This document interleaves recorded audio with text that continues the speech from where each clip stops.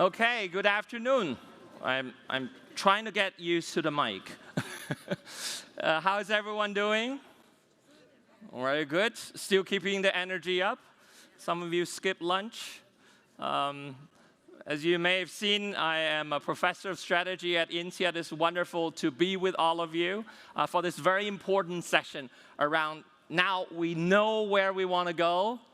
We have different solutions, as you've seen, has been out there in the different areas with the startups. How do we actually finance the transition? Are we there yet?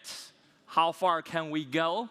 The afternoon session sometimes is difficult, right? It depends on what you have in your stomach for lunch. So let's warm up a little bit.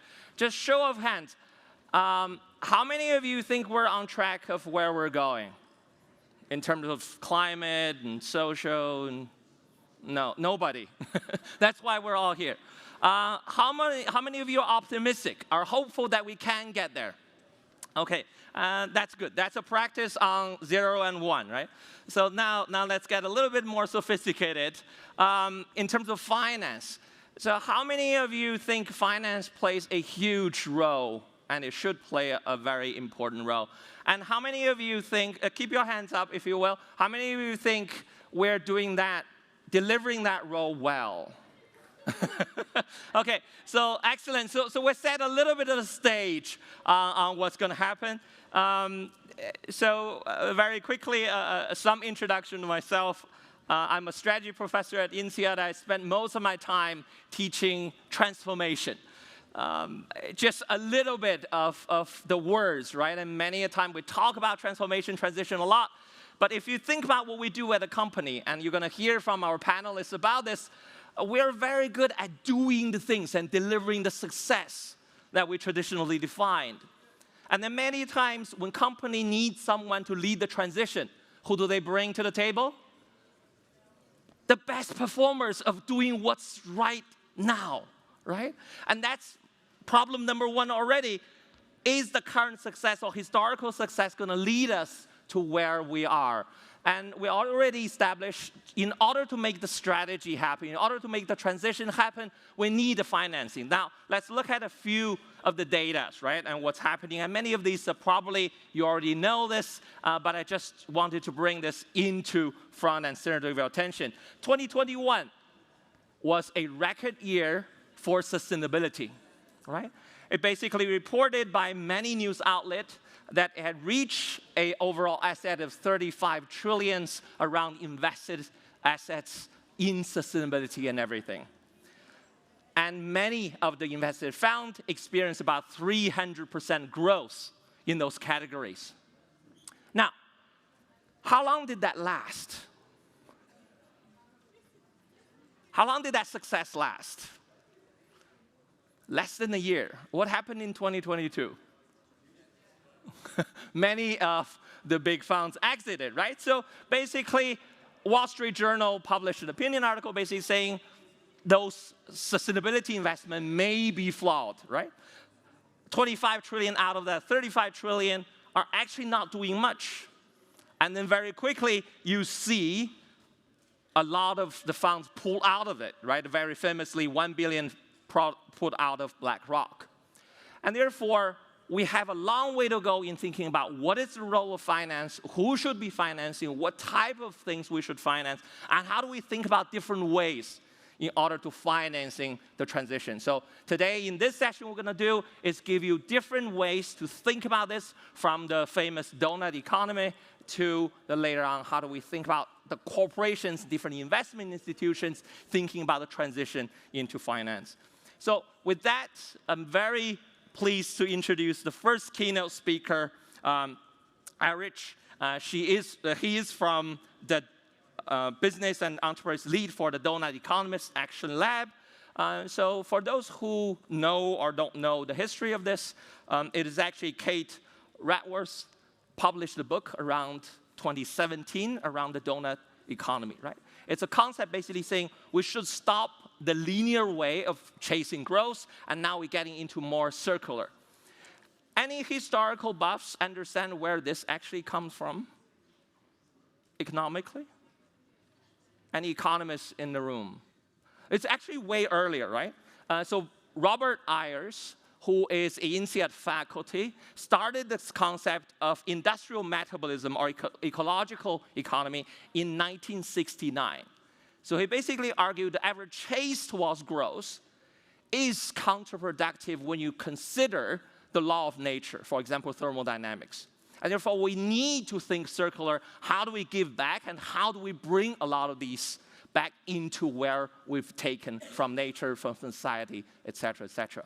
So please join me with a warm welcome to Erinch to actually talk about what is a donut economy and how do we make it work. Thank you. Thank you, guys. Absolute pleasure and privilege to be with you all. As our wonderful professor said, we are going to talk about the donut, but I'm going to do my own show of hands as well.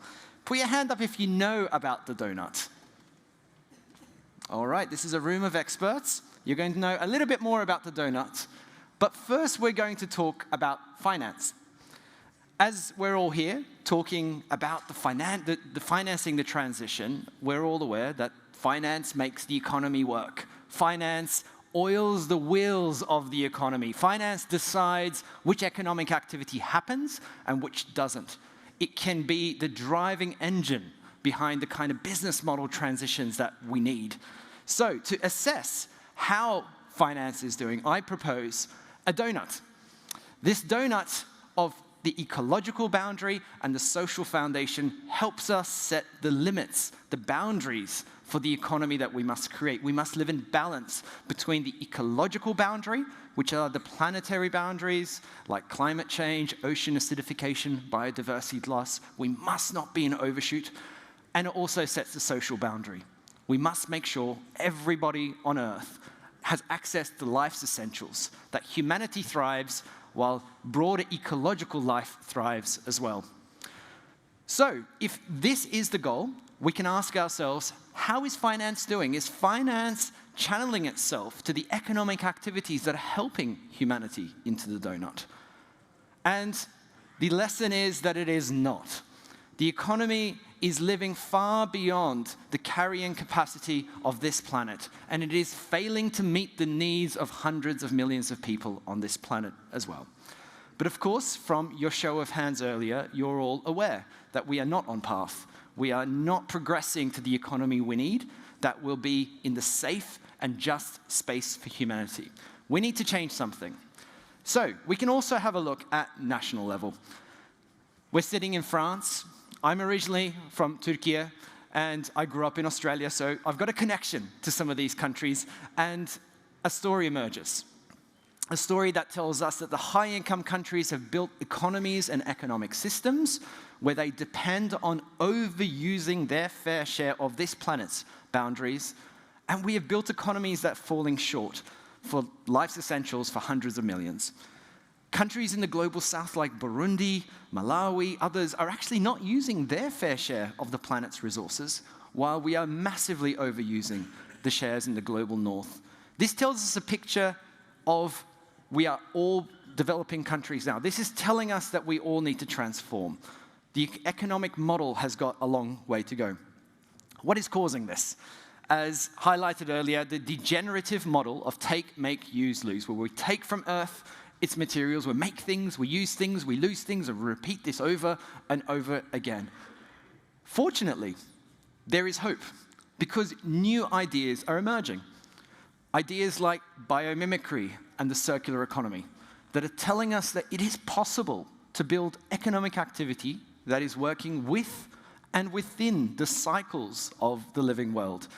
Now, these ideas are beginning to spread. We're starting to see inspiration among businesses that are focusing on being regenerative as a priority. And this is happening across different industries, from businesses like Fairphone that have built a modular technology product that can be repaired and upgraded, to organizations and businesses like Selco in India that have said, we're going to build rural renewable energy systems, not just sell the product, and we're going to train technicians locally to support the uptake and looking after those energy systems. We're also seeing circular fashion businesses like Houdini. We're seeing examples of the circular economy and even the provision of toilets like Sanergy toilets in Kenya, where the waste is treated, sanitized, and put into organic fertilizer for agriculture. So all of this is absolutely possible. However, the ecologically regenerative angle is only one part of the picture. Because there is a missing part here. I've been walking around ChangeNOW. I've been talking to many of you. There's a lot of excitement on climate tech. There's a lot of excitement on technical and technological solutions, particularly on climate, and that is critical.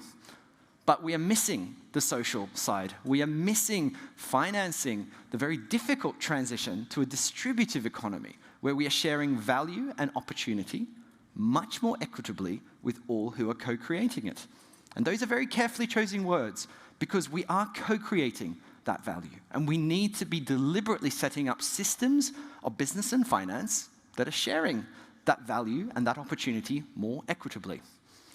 This side is particularly missing in the conversation of finance. Finance is really struggling to think, how do we distribute the upward opportunity more equitably? It is about capturing.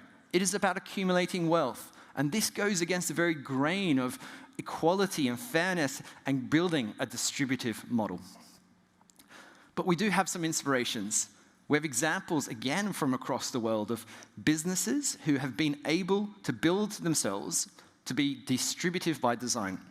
Whether it's in relation to their workers and artisans, like the fair trade enterprise, Creative Handicrafts in India, or Biocoup, which is built a model that is bringing in farmers and consumers and shop owners into its decision-making, its governance, and its ownership.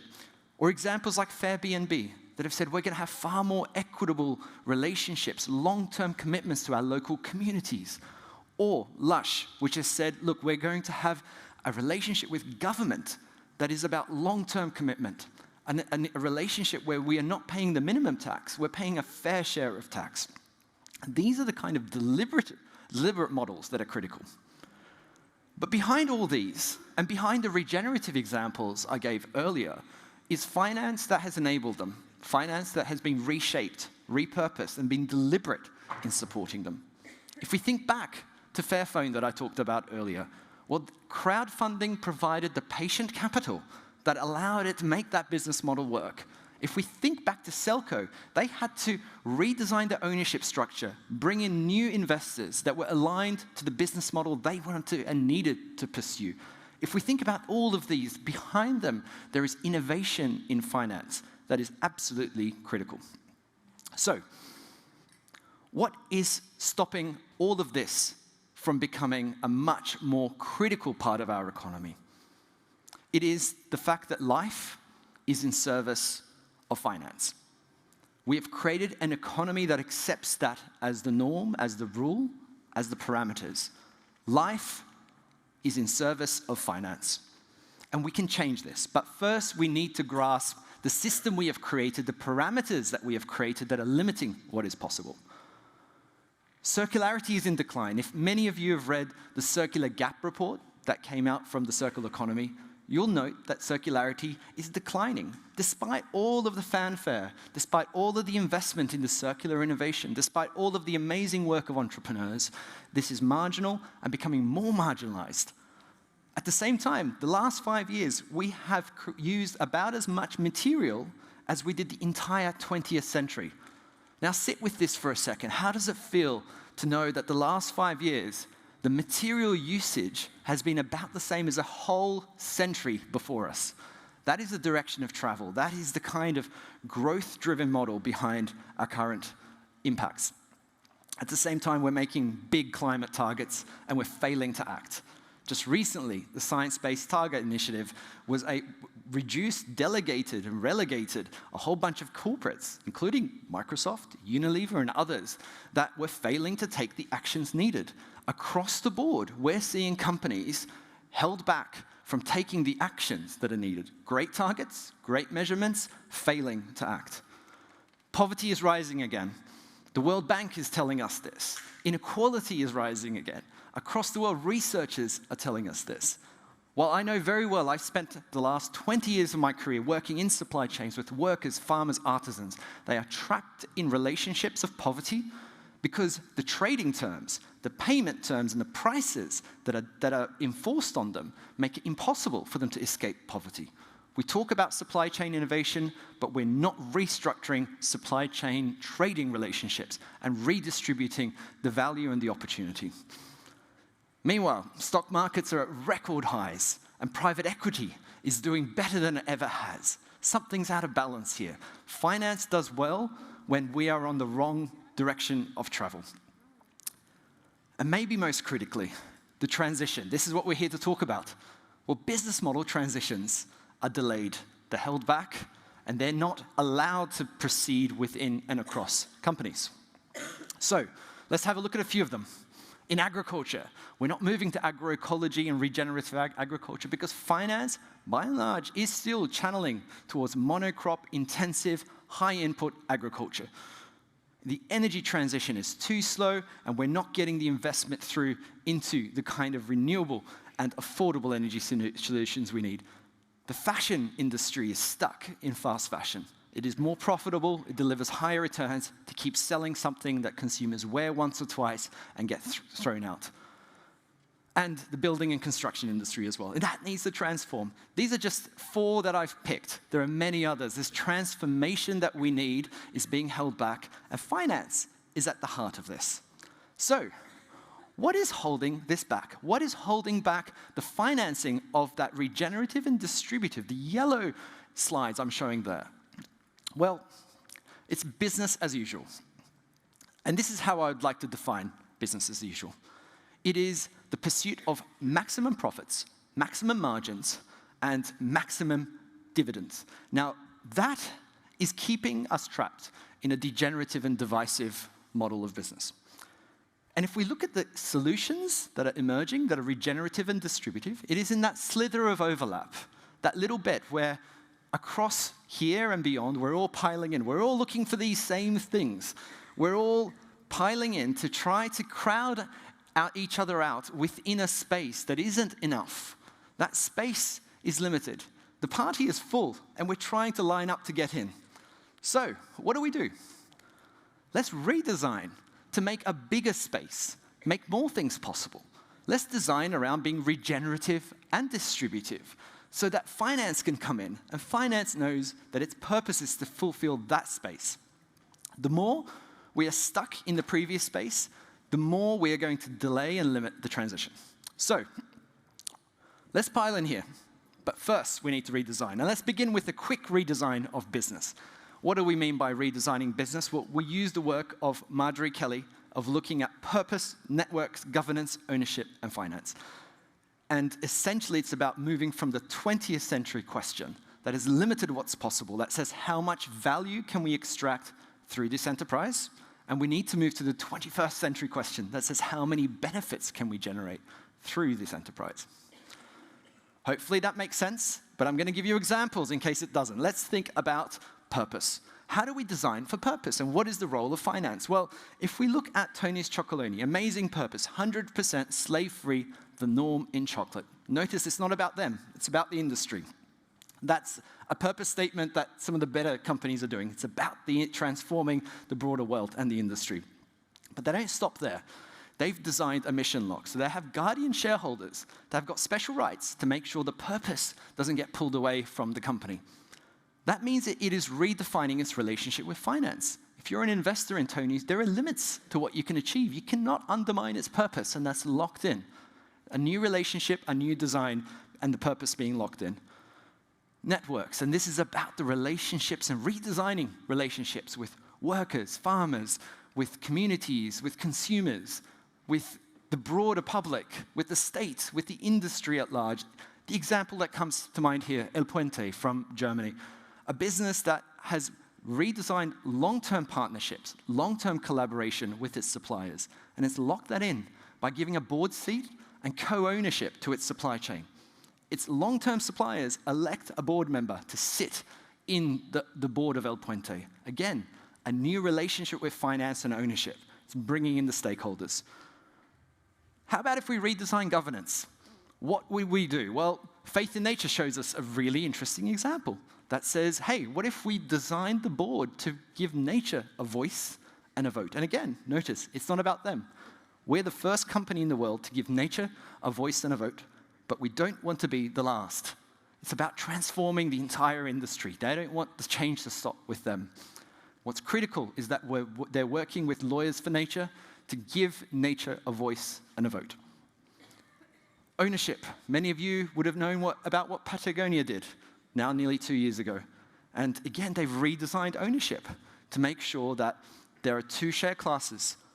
One class of shares that has the voting rights, but not the dividend rights, and a different class that has the dividend rights, but not the voting rights. They separated power and money, inspired by the steward ownership movement, of which there are dozens and dozens of companies around Europe and beyond that are redesigning their ownership to lock in that purpose.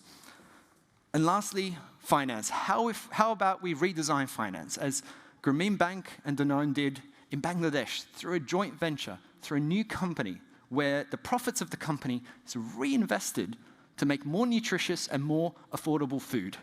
Now, these are all examples of redesign that is made possible because finance and investment has been able to flex. So, if you're interested, we have actually created a tool that is in the Creative Commons that companies can take a look at. And if you're looking for expert facilitators, we have a community of organizations in action listed on our website who are ready to support businesses to redesign themselves. Now, this journey is particularly for organizations and consultants that are truly values-driven. Organizations where the structure of the company itself, the consultancy itself, is making sure they are focused on being regenerative and distributive. It's not for all, but it is for those that are truly committed. But hey, let's not stop there, because behind all of these stories is a redesign of finance itself. And here, what we're beginning to see is new energy, new life, new innovation in the way we design finance.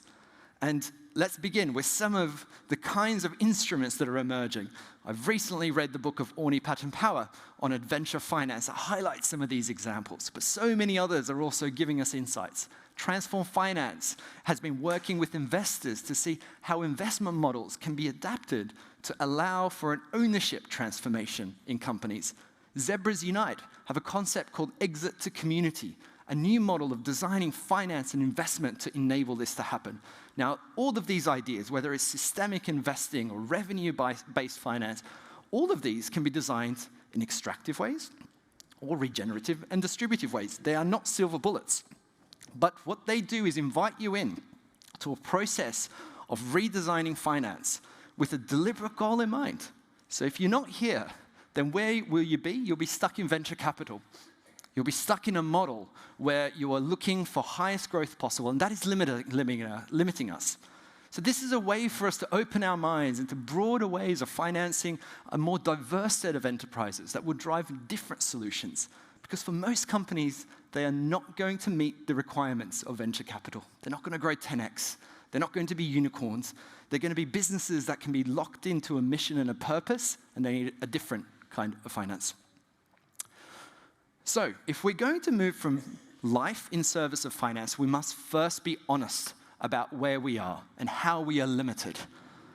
And it is possible then to redesign ourselves so finance is in service of life. And that is the exciting thing. That is the new terrain. That is where the energy must now go. What will that look like? A few ideas and a few questions. It means we must redesign business. And we have a tool, we have approaches, we have examples. But it will require us to redesign financial and risk expectations. We cannot demand the 20th century parameters of finance on 21st century businesses. We must redesign the purpose of finance. What are you here for? Are you here to grow yourself? Are you here to accumulate? Are you here to serve finance, or are you here to serve life? We must redesign financial instruments actively, deliberately, to unlock the transitions, unlock the actions, unlock the very strategies that we need. And lastly, and this is going to be the scary one, but it's going to be possible.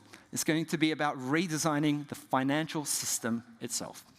So my question to the panel And my challenge to all of you is, are you ready for this? Are you ready to redesign finance? Or are we going to be kept back by 20th century models? Are we ready to look deep inside ourselves and think, hey, a new economy is possible, and it will mean we wiggle out of the constraints of 20th century finance? I hope you are, we are, and we're seeing the energy emerge. Thank you very much.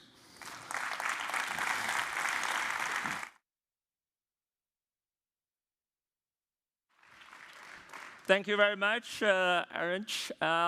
We're going to warm you up a little bit. We're going to start to break the rules, and I know we're behind the time, but we're going to allow you to ask questions, because those are the very important ones. There's only one requirement. Please raise your hand so I can see them, and then please speak loudly, because I'm breaking the rules. We won't be giving mics floating around. So anyone want to break the ice and ask the first question for Erinch? Yes, please. Very scary to take. Thank you very much for doing that. So I'm not that familiar with finance, so sorry about that. But I was wondering about the timeline, because I'm quite familiar with the Doughnut theory, and I was wondering, in which timeline are we discussing? Because indeed, for example, the Green Deal is around horizon 2050.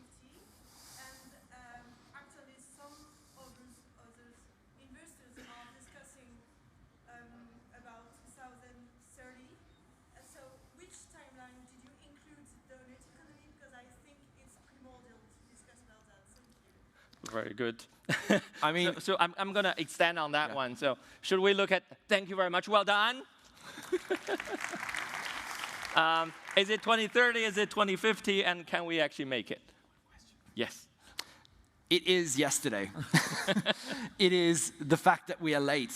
It is the fact that we have been too patient with the existing model and given it way too much legroom, way too much space. So I know it's a slightly difficult answer to a very challenging question, but we cannot have to be reasonable against the expectations of finance. Finance has to be reasonable against the expectations of life. And and that is why when people say, well, you know, it's going to be hard to pivot my portfolio, and are there assets even available for me to invest into? And I'm not seeing a pipeline here of investees. Well, the trouble is you're the one that needs to change first to make the rest of this possible. So not you, because I think you're on our side on this, but I'm talking to finance. Finance needs to transform itself, and that means that we let go of expectations now. We redesign financial instruments, financial expectations, and businesses in order to make that rapid transition. We don't have time to wait. Excellent. Thank you very much, Eric. That's a great segue for me to invite all our panelists.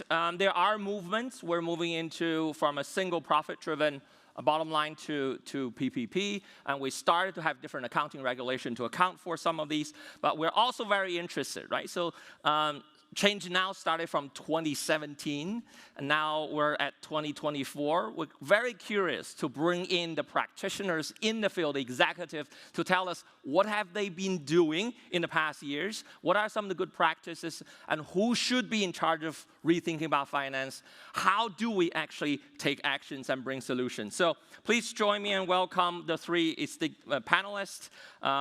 Antoine Sire from BNP Paribas. Jacquelyn Omotalade from Dream.org. And then we have Mathieu Wallich-Petit from KPMG. Please take a seat.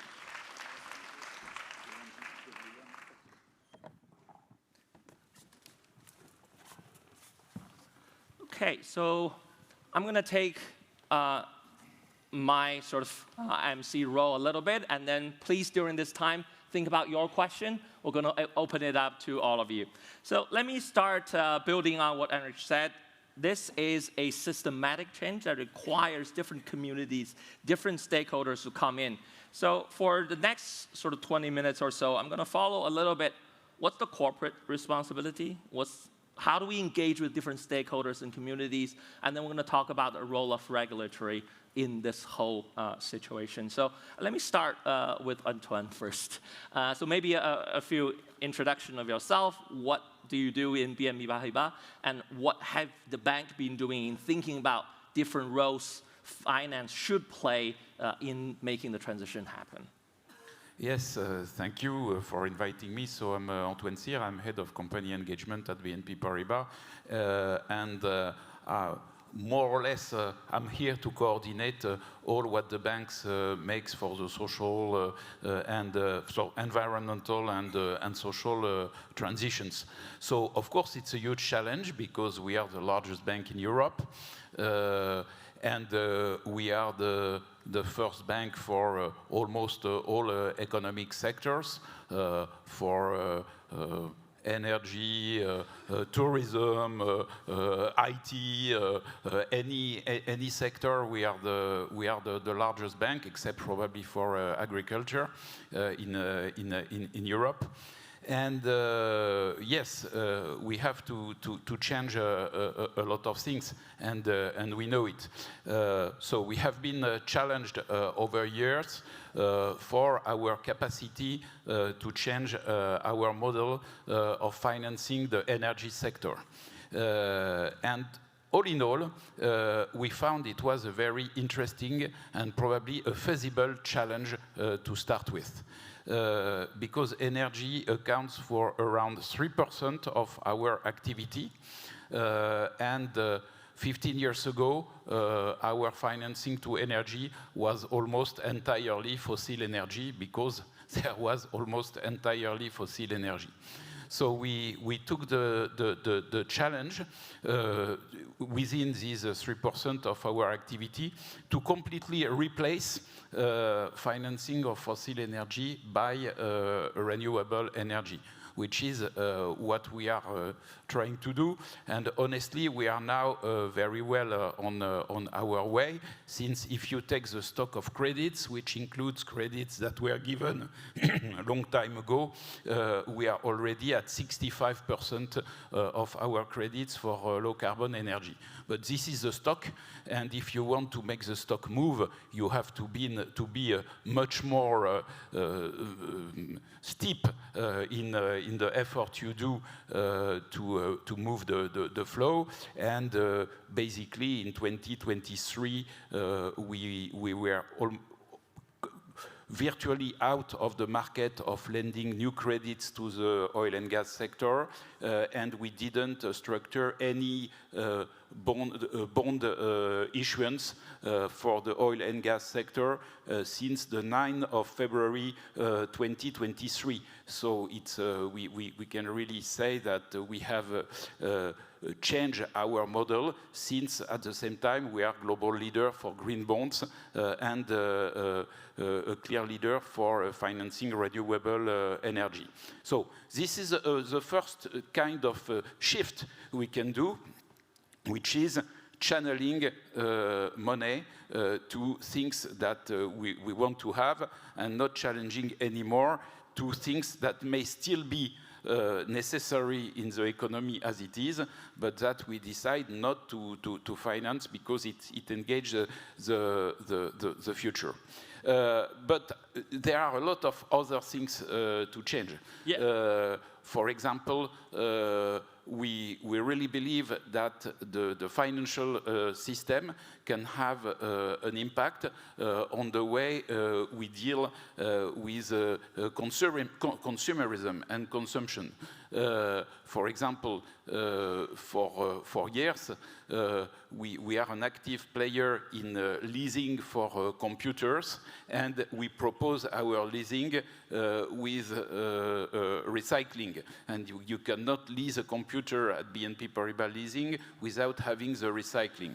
And probably we will need to be able to introduce much more leasing in the way we make goods affordable for people, because the environmental conditions may be much more part of the contract and of the agreement. Another element which was in the previous presentation is how to separate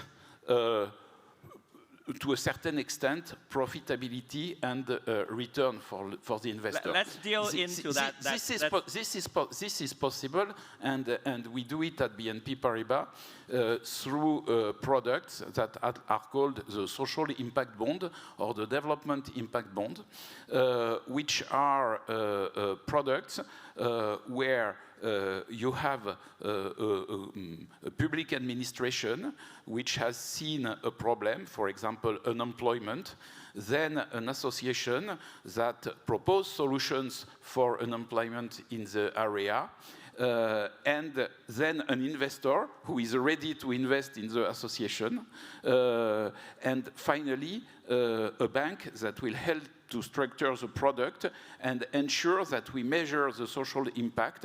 And if the social impact is good, the administration will make savings, and they will repay the investors with the savings. And what the investor will have to check is not a financial return, but only a social return. So it works, but it works for the moment at the state of prototype. We have done several in France, we have done in UK, in the US, and we have done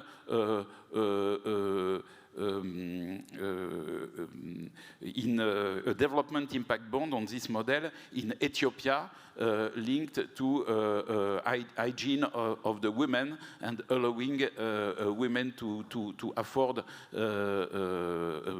menstrual hygiene. I don't know exactly how to tell it in English, but you see what I mean. And it was very daring to do that. For the moment, these are prototypes, but probably in the future, they can pave the way for new ways of thinking finance. Excellent. So you talk different areas of like shifting out of fossil fuel, getting into social. For finance, there are many, but two of the very important challenges. One is the measurement, right? So once we get into social impact, it's really difficult to measure. The second one is who is taking the lead.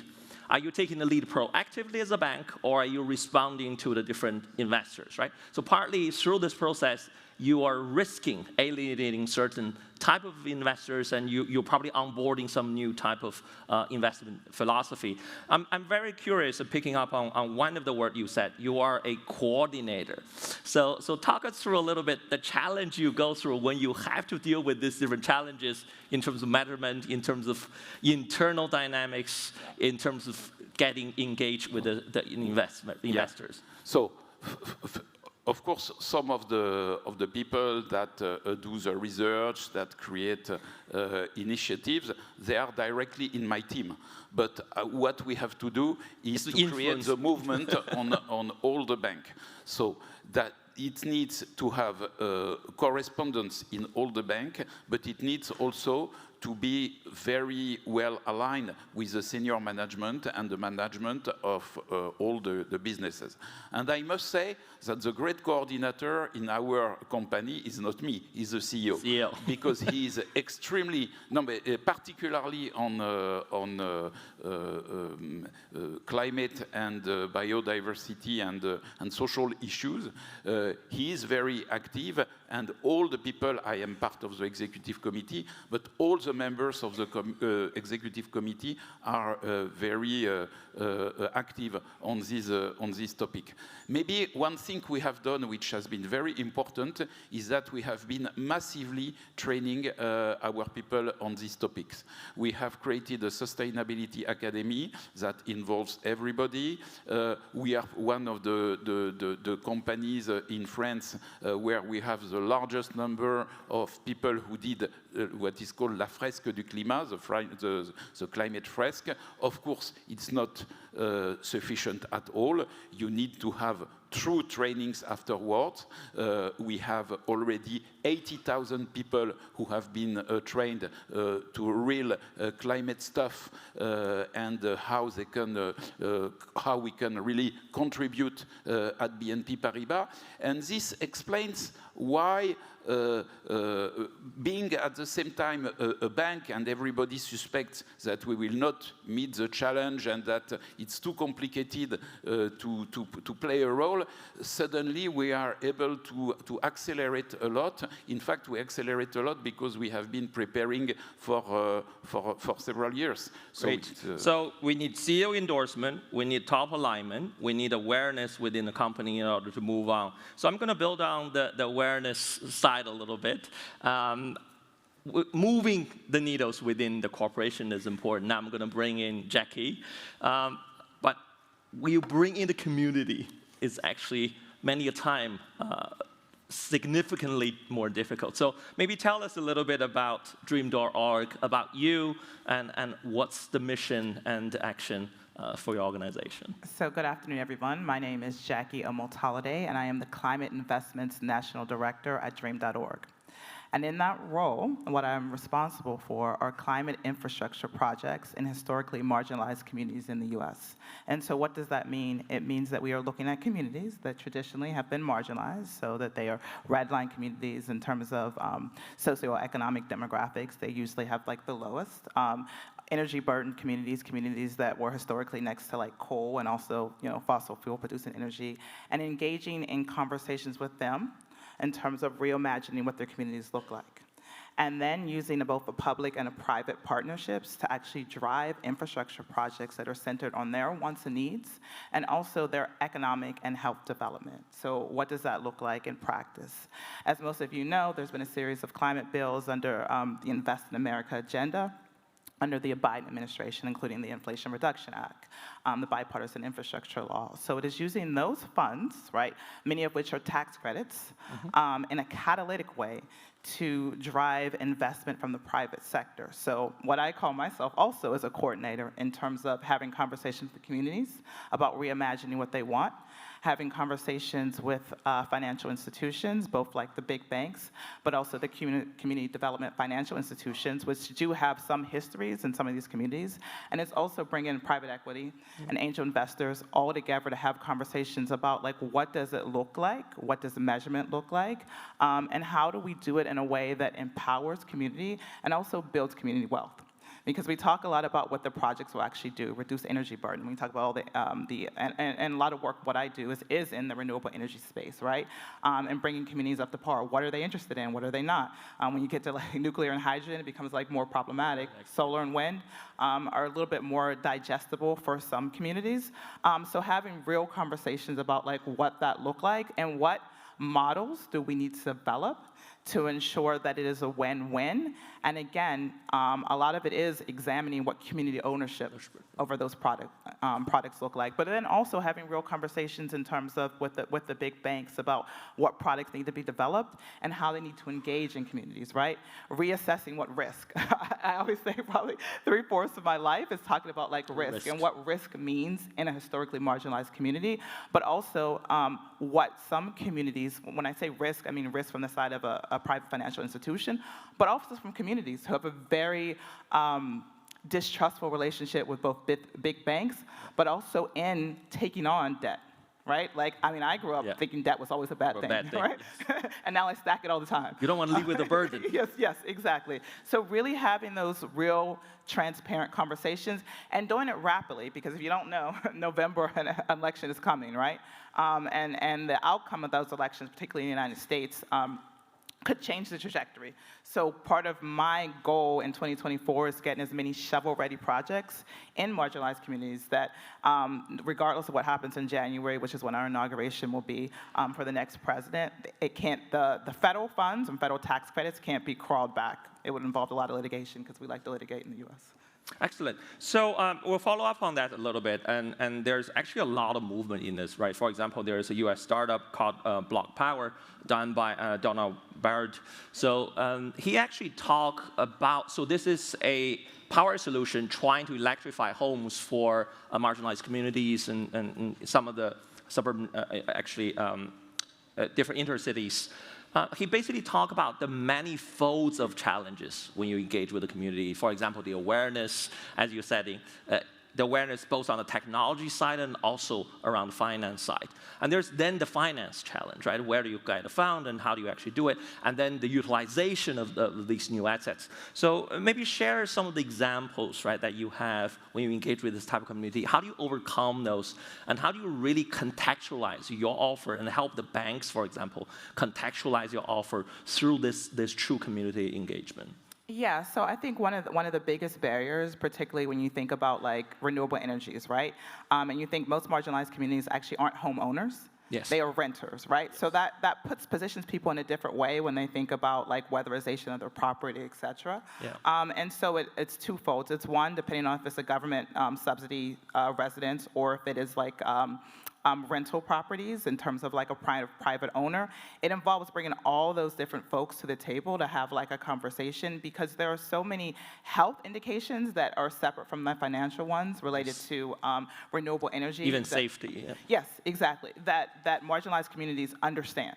Right? Yes. And you have to root conversations. I mean, I come from an organizing background, like initially, right? When you are organizing people, and I'm an attorney, right? So it is always understanding what that person's perspective is and speaking to that, which is why a lot of this work, particularly in renewable energy transition and engaging communities, is about being a cultural translator and really be able to understand and speak to what their needs are. If I am a renter and I do not have to pay my utility bill, right? It doesn't matter to me whether my heating bill is $600 a month or like $200 a month. But if I understand some of the health implications of natural gas, right, in homes and related to my child's asthma rates, et cetera, then it becomes different because pretty much everybody cares about their children. Maybe not the US government, but sometimes. And so it really is kind of looking at that and having those conversations, but then making sure that like the numbers work. Again, in conversations around some like community solar projects, right? So what does that mean? Like if a community has stake in some of the storage that is stored in the batteries in terms of, then it's a game changer because you also are bringing in an extra $200, $300 a month for an individual. When you reverse it to the grid. Yes, exactly. Is a game changer for somebody who is living check to check. Excellent. So we have been studying ecosystem and stakeholder engagement for a long time. I think you just highlighted some of the key principles. Number one is you can't have a central mechanism and try to expand. And that's not the right way to approach stakeholder management. As you said, the cultural translator is to understand the context in which you're in order to translate the strategy to be benefiting to the community. And the second one is there need to be a ecosystem orchestrators, right? You're playing that role to bring different people to the table, understanding the needs, and trying to triangulate and innovate along that line. So that brings us to regulations, right? Regulations is great at an overall level, but many a time making it happen becomes really difficult. Therefore, we need the Dreams.org and many others. So let me bring in Mathieu. You've worked with a lot of clients to really trying to understand regulatory environment and how do you make that work both within the corporation and with outside. So talk through some of the work that KPMG has done. Yeah, sure, and hi everyone. So I will clearly not talk about regulation, definitely. But just a few words. So I'm Mathieu Wallich-Petit. I'm an ExCom member at KPMG working for clients and markets as well. And ESG is very much at the heart of what we are providing to our clients. I would say that we do provide trust and transformation. So when we talk about regulation, regulation is having a very bad reputation. It's really complex. But let me try to predict something, to predict that from regulation we will go to value creation. Yes. It's probably a tough one, but I will try to do my best. But that was at least the intent of the regulation and policies. Exactly. So what we see is clearly our clients shifting towards ESG topics, but we see a gap of transition, a gap of maturity between large corporate, public corporate, and small or mid-sized companies, in French, ETI. We see clearly a gap of a shift, which we can explain by a gap of regulation, because currently the regulation is primarily towards public companies.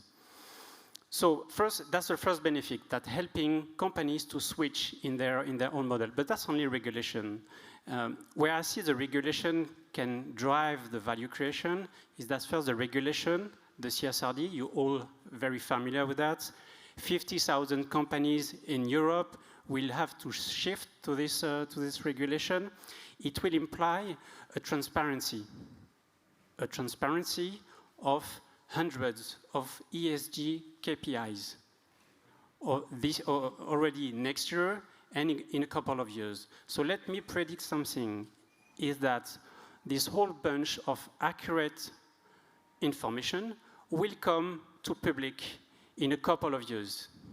Then we will be able to benchmark one company to another in a given sector, and then we will translate this gap of a company compared to the market, compared to the average, with, let's say, catch-up CapEx or valuation impact, and then you can be sure that in a couple of years ahead of us, investors will value and take a value, and for some companies will discount the value of the enterprise value of a company, especially for them who did not transform their business model. So that's very much what we see, and this is also the case because the content was very much about talking about financing this transition. And let me take as well the example of private equity. Private equity is having today in the world $3 trillion of dry powder. Dry powder means the equity you can invest on a company. So the money is here, but they are not. They won't be happy me saying that. But they are not transforming their business. They are very much today in the compliance side. Exactly. But they have the power to transform their business. So we need to demonstrate at KPMG, and we have complex model, that there is a return, not only a return on ESG KPIs, but more importantly, or at the same importance, a return on investment, a financial return, to convince them that there is a business case, a financial business case, that there is value at the mid to long term. That was very much let me ask one question really quick, building on the previous question. We're behind, right? So we should have solved this yesterday. But many times when it comes to measurement, it's actually not that easy, right? One line of thinking is to actually bring all of these to financial returns. Another one is to actually bring the different assets of it, because it's very difficult to translate, for example, social impact or the environment impact. We're trying to do it with carbon. We're trying to do it. We are going to try to do it with water. What are some of the things KPMG are doing, trying to help companies reduce or think through those complexity, and even for the investors and consumers as well?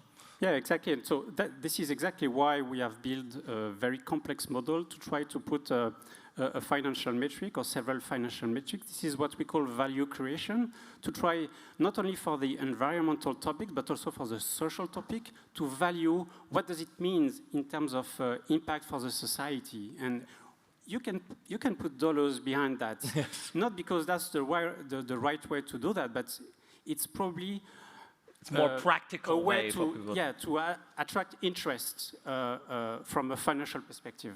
Excellent. So let's open up a little bit. All right, we can take one or two if the questions are really short. So anyone had any questions for any of the panelists or all of them? Yes, please. Yeah, you can just shout and I'll repeat the questions if you will. Yeah, it's okay. Go ahead.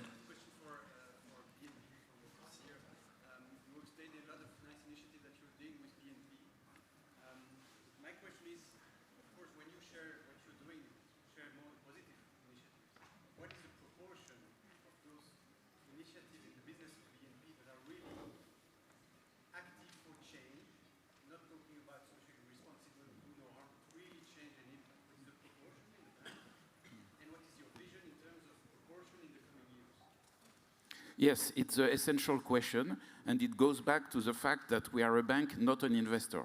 So a bank does not invest, because when you are an investor, for example, you can decide to invest in things that are purely for the green or purely for the transformation. But we are a bank. A bank is different. A bank is here to serve the retail clients, to serve the corporate clients, and we started to make choices. For example, when we choose not to finance fossil, it's a choice. But it's before, we didn't choose our clients. Someone was coming, needed a credit, and if his business was legal and if he was able to repay the credit, he would get a credit. So it's a completely different situation than the situation of investors, because our clients do the transition. And in fact, we will need to accompany massively the transition of our clients. For example, today, when we do a mortgage loan, we don't have conditions linked to energy efficiency. We start to propose better conditions for energy efficiency, but it's just the beginning. In a few years, all the mortgage loans will have links with energy efficiency and have an impact on the climate. But you see that it's a huge social transformation. So to do that, we will need to do it with the regulators, with the governments. So it's a change that is coming for everybody at the same time. So you're right. For example, energy, we change completely the model, but it's only 3% of our business, as I mentioned. But we will have to change everything. Great. So it's very clear. We need to engage the community, the corporate, and the regulators to actually make this happen. So please join me and thank all the panelists. Thank you very much. Now, for the last segment, thank you very much. We're going to welcome to the stage Caroline. Are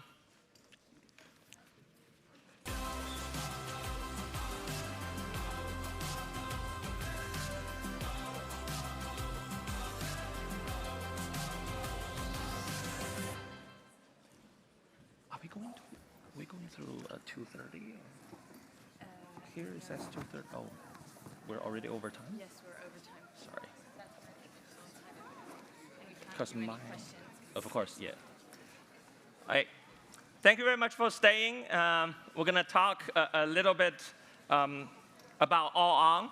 So first, please introduce to us, who are you and what is All On? All right, good afternoon, everyone. Pleasure being here. My name is Caroline Eboumbou. I'm the Chief Executive Officer of All On. All On is an impact investment funder. And for those who were here during the keynote speech, somebody asked a question to which the keynote speaker answered, explaining that we do not have to have the projects ready to make it work for the financiers, but we need to have the finance adapt to the projects and make it work.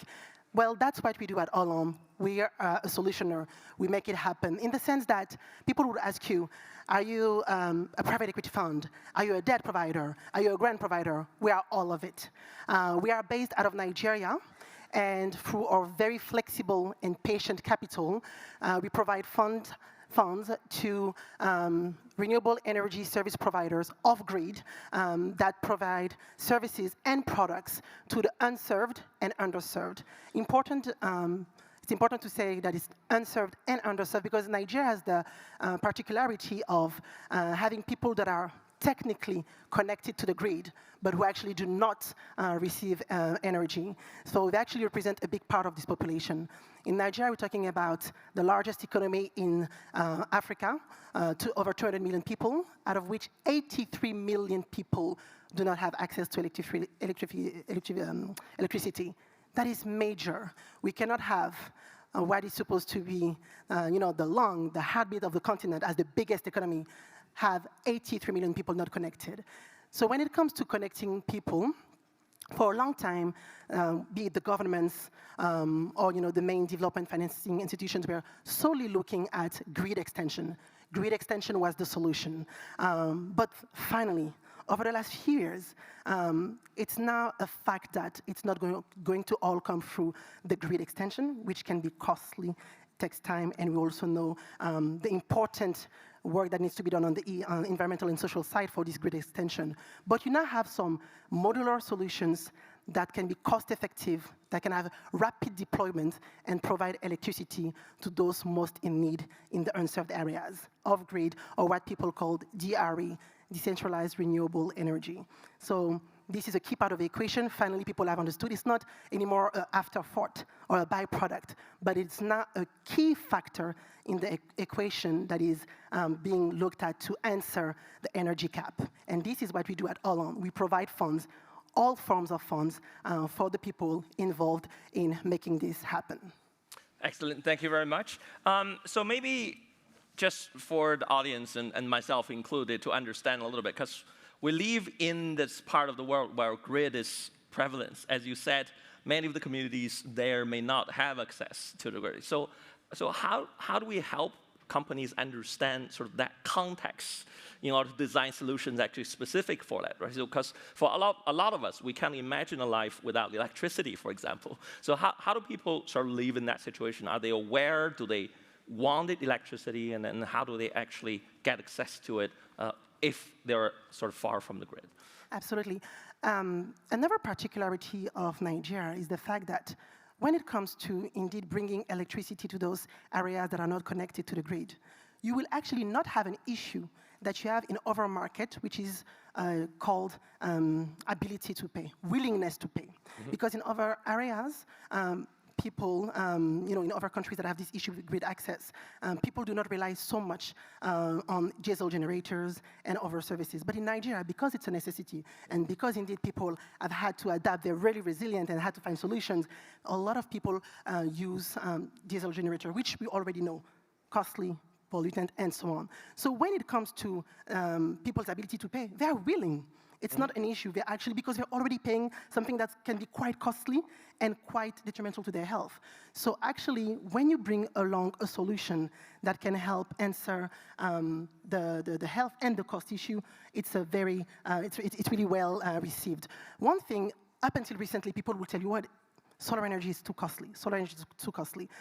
In the last recent years, when you look at the cost of, it has decreased tremendously. Yes. Well, it's actually the off-grid sector is benefiting from the gains that the on-grid sector has made, because the technology, be it on the battery storage, solar panels, it has, as we just said, improved, and therefore the costs have decreased.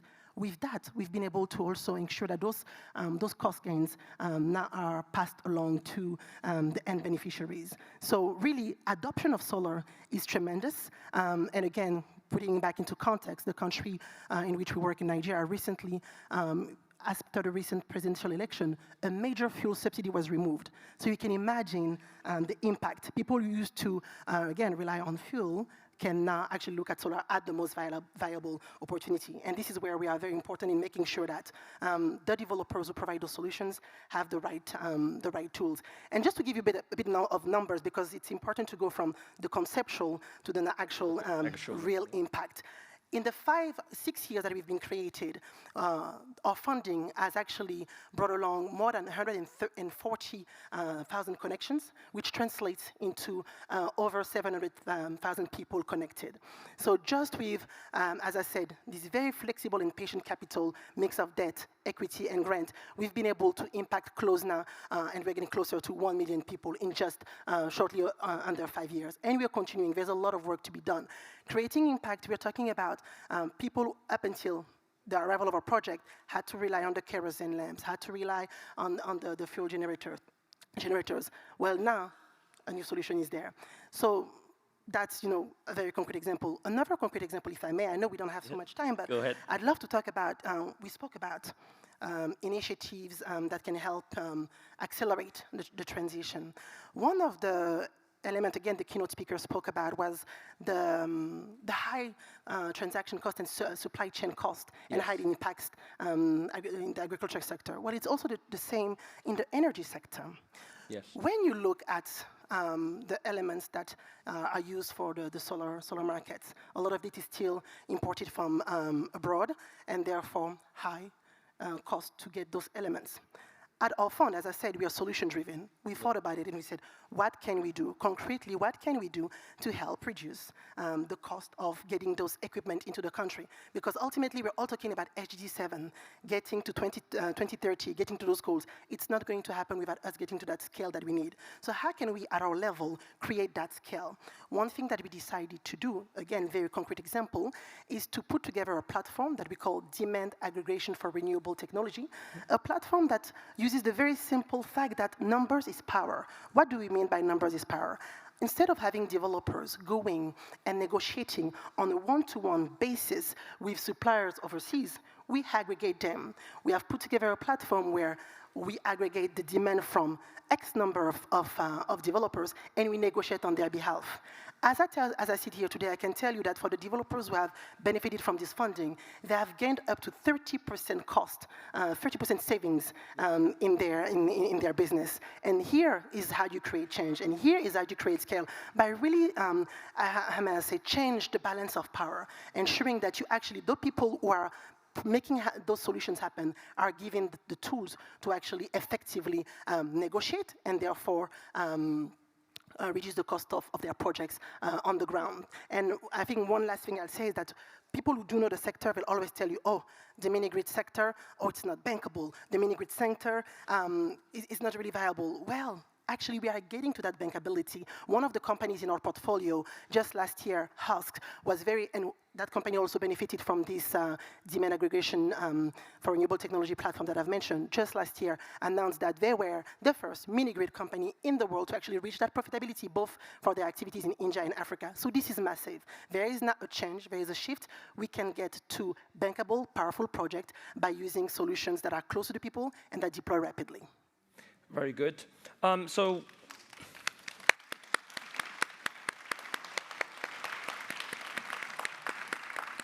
So you're practically a platform in a way, right? So on one end, you're curating the solutions, you're helping them managing their costs and many others through the aggregated negotiations. And on the other hand, you're trying to bring the communities into kind of building the market.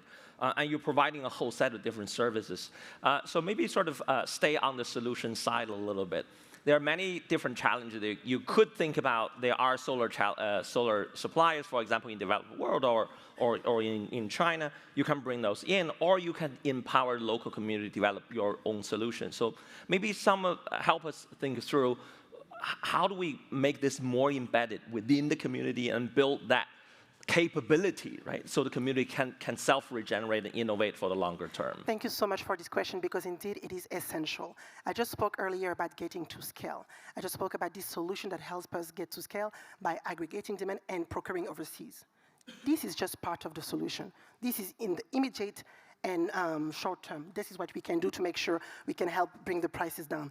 But in the long term, how do we ensure that we will even have these capabilities locally so that we can produce locally? Local content is essential. We will not get to scale, we will not get to long-term gain without having a strong local force. So again, talking about very concrete example, to answer this question, I'm happy to talk about one of the project that illustrates just what you asked about. So as I said, we are a very flexible fund that has several solutions. We do the debt, the equity from the investment arm, but we also have a key element that we call the all-on hub. At the hub, think of any need that a company needs aside of capital investment, because as I said, for capital investment, we have our investment arm. But any other need, talk about financial modeling, business analysis, marketing, legal agreement, we provide this support, this technical support, which is essential to also build the local capabilities of the companies. So 4 years ago, a company, some engineers, because again, with this hub, we start as early as what we call the ideation level. Ideation is when, just think of a seed that has been planted in an engineer's mind, we help it grow. 4 years ago, one of these engineers came and realized, he said, myself, I'm a mini-grid developer, but getting those solar panels is just too costly. It takes time, it takes money, it gets stuck at the port for hours and for months. What do we do about it? With just a mere 50,000 grant at the time for the all-on hub, we said, okay, let's work on this idea. What exactly can we do? What are some of the things we can do locally? Not everything will always be imported. Fast forward, because we don't have enough time for me to take you through all of the steps, but there are many steps from the certification and so on. Fast forward, 4 years later, in October 2023, so just a few months ago, that company just launched Nigeria's first ever 100 megawatt solar panel assembly facility. Never done before. And so with this now, we're talking to now several equity providers whom 5 years ago wouldn't have looked at the project, who are now asking us, okay, can we do more? Should we invest in them? Should we have another capacity? So this is how you actually create that change. You take that daring idea, you invest in this seed, and then, as I said, you go the extra step, because again, going back to what we were saying earlier, the projects won't always fit your financing solution. You have to make sure you yourself as a financier, you're ready to go the long way. We are VC, we are PE, we are bank, we are we are company. Somebody recently said we're actually a parent taking a company from kindergarten all the way to university. Yes, we do all of it. Very good. Well, in a lot of this place, right, you have to be all of it in order to develop the market. So let's shift on the community side. So what's the community view of the role that you provide, both on the solution side and also helping them like have a better life, both economically and also socially? So and then how do their engagement help you enhance or continue to define the mission that you have around impact? No, this is essential because, as I said earlier on, an important way for this to last is to ensure the model is bankable. Bankability will not come unless you actually have a community that's willing to pay, available to pay. For this to happen, you have to look very clearly at what we call the demand side. It's one thing to help on the supply side and ensure that the right platform are put in place, but what about the demand? So we're very intentional about investing in projects that actually have a demand element, meaning productive uses of energy. Providing energy is good, but it's not just about a light bulb. What do we provide to ensure that the energy we provide is actually is going to be a source of revenue generation? So we do work with the community, looking at what the communities have on the ground on the agricultural side, be it a very simple, rice milling machine, all the way to an actual agricultural plant. How can we, with the energy we provide, ensure that there is actually revenue generation? Because ultimately, this is what we're doing. Energy is an enabler. Electricity is an enabler. So we have to make sure that as we provide this electricity, we enable the communities to actually strive on them. So they're involved from day one. They're involved in terms of how we design the project. Obviously, the communication, the community engagement, be it with the chief or over different level of appropriation, happens from day one. Excellent. So my last question is really sort of your role sort of in the middle, right? So many a time we see that happen in Latin America, we see that happening to China or in India. A lot of these, with the technology advancement, the locals, once they started to unleash this innovative capability, there's a leapfrog effect, right? You can reset, for example, how do you measure impact? You can reset how do you manage relationship between corporations and community. So what are some of the key lessons you learn, and what do you want the audience to take away when you have this opportunity, right? So to the first keynote, what is a more sustainable financing model? What is a way that can bring us to more circularity instead of ever chase for growth? Absolutely. So there are several, I guess, ways to look at it.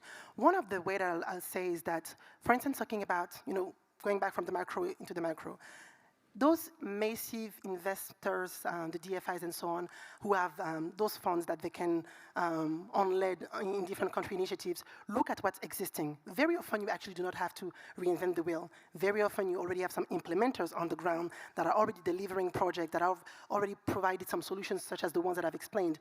Invest into those that are working in the community. You'd be surprised, but it still doesn't happen. Sometimes you'll find a DFI who's trying to come and reinvent something that's already existing.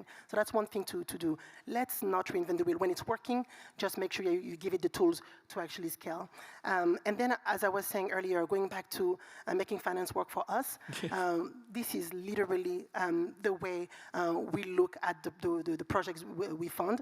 We are one of the rare institutions in the country that provides the funds at the tools at the rates at which we're providing. We are still dealing in, again, the countries where we're talking about SSA are countries where whereby macroeconomic conditions make it very difficult for business developers. The local currency access is a critical issue. We don't even have enough time to get into the depth of it. But when you deal with countries that from a 3-year period can lose 50% of their value, no matter how good of a business person is, when they deal with such issue, their business, how can they last? So how do we ensure that we provide some mechanism to help those business developers fight and support these kind of macroeconomic waves? For me, is very important, and it's something that is at the heart of what we do in the fund that I had. And then obviously, as I said, putting the community at the heart of it. One of the things that we've done is on the side, as I say, we do much more than just investing. We have recently financed a very local Solar is Better campaign with different local autochthone languages, with Pidgin and other languages, so that again, the message can get to the beneficiaries, because ultimately it is for them that we do it. And once you break it down and make sure that it's accessible, you'll be surprised. You don't even need to do your marketing. They'll do your marketing for yourself. They'll go and tell solar is better to everyone. On that happy note, thank you very much, Caroline, again. I'll steal one of her line. We need to put the community back into our heart when we reimagine finance. The road is difficult. We're behind. But there is a way and to create that positive future. So thank you all very much for being us.